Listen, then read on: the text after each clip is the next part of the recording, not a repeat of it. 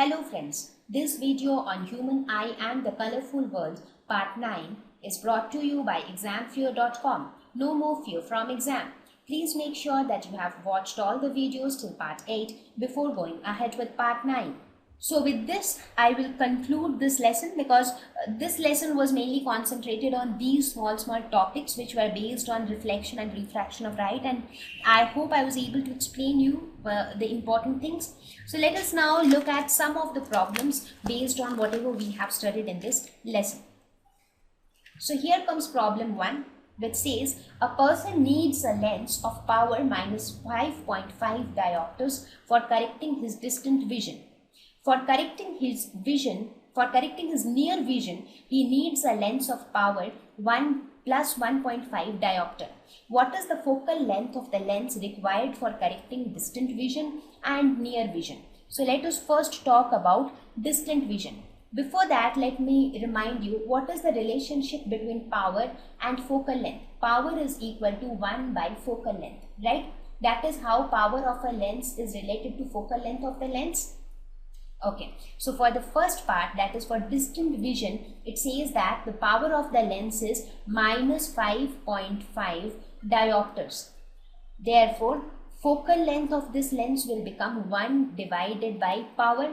So 1 by minus 5.5. So this becomes equal to minus 0.181 meters. So this would be the focal length of the lens required for correcting distant vision. Similarly, for near vision, power is given as plus 1.5 diopter. So the focal length in this case will again become 1 divided by P, that is 1 divided by 1.5, which comes out to be 0.667 meters. So this would be the focal length of the lens for correcting near vision. Let's look at problem 2. It says the far point of a myopic person is 80 centimeters in front of the eye. What is the nature and power of the lens required to correct the problem? So what is the problem that the person is having? It is myopia. What is myopia? It is nearsightedness. That means you can see nearby things clearly, but you cannot see distant objects clearly.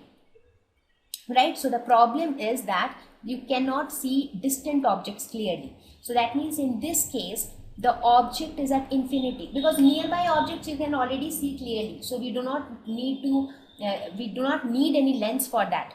So for what condition we need a lens? When object is distant. That means when the object is located at infinity. So we will see that u is equal to infinity.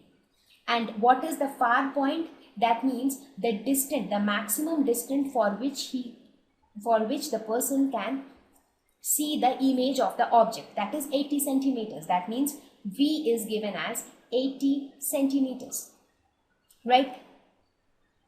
Now we have to calculate the power of the lens. So in order to calculate power, you will have to calculate the focal length. So once you calculate focal length using the lens formula, you will be able to calculate power, right?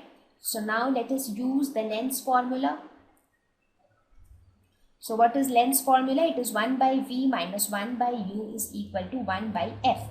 Now let us remember, this is our eye and this is my eye lens, right? So what happens in case of myopia? In case of myopia, the light rays entering inside the eye forms the image much before the retina. Instead of forming the image here, it forms the image here.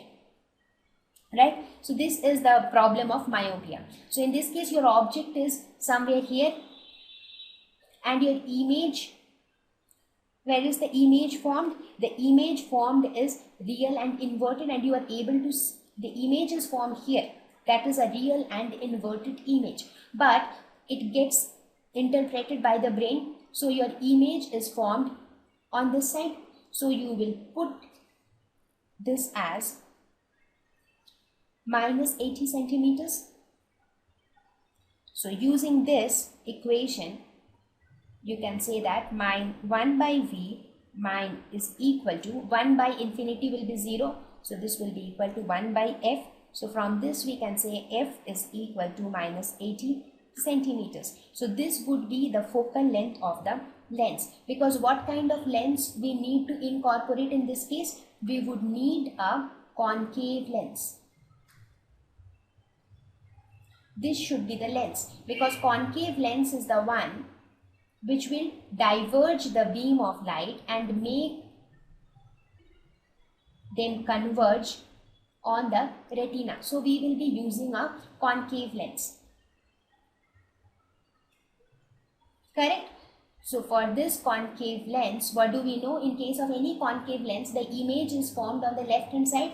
The object is also on this side and the image is also formed on this side. That is true for any concave lens, right? Your U is also negative and V is also negative for a concave lens.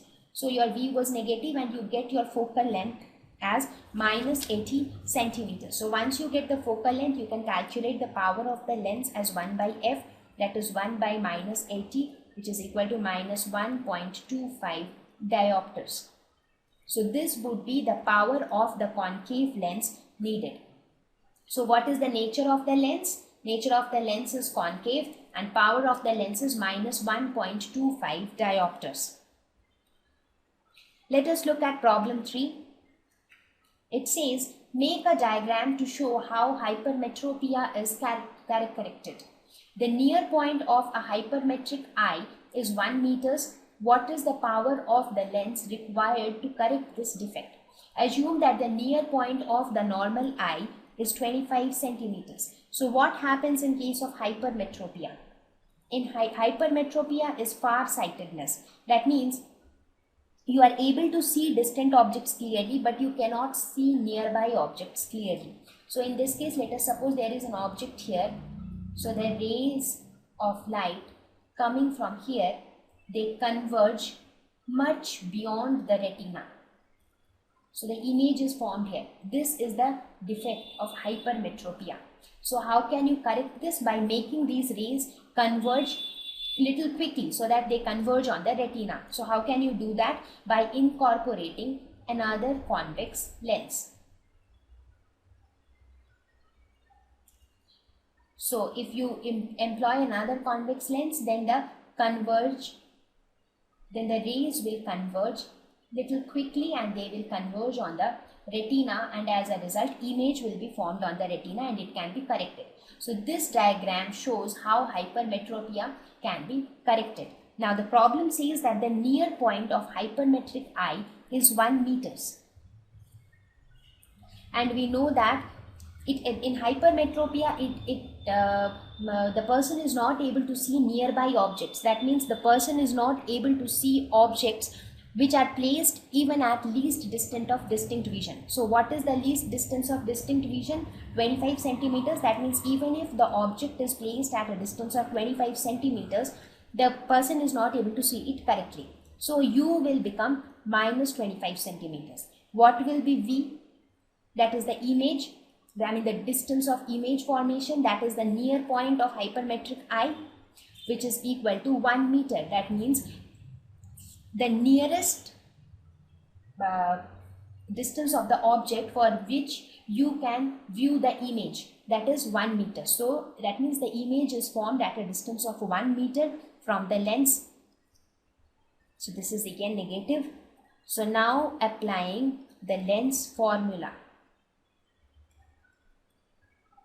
you can say that 1 by V minus 1 by U is equal to 1 by F. That means minus 1 by 100, because 1 meters will be equal to minus 100 centimeters.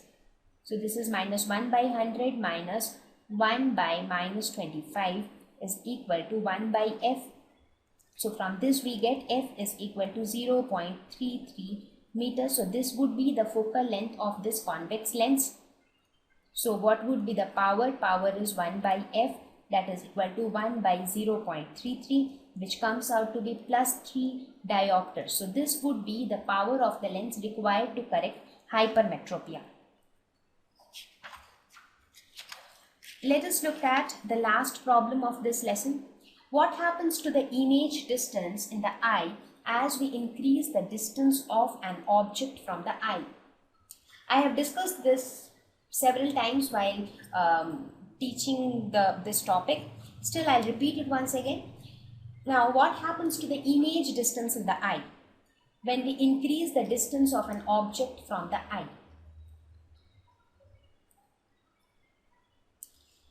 See, the image distance in case of eye always remains on the retina. That is, the image always is formed on the retina. So there is no change in the image distance. What changes is the focal length of the eye lens. And how is the focal length changed? The focal length is changed by the contraction and expansion of these ciliary muscles.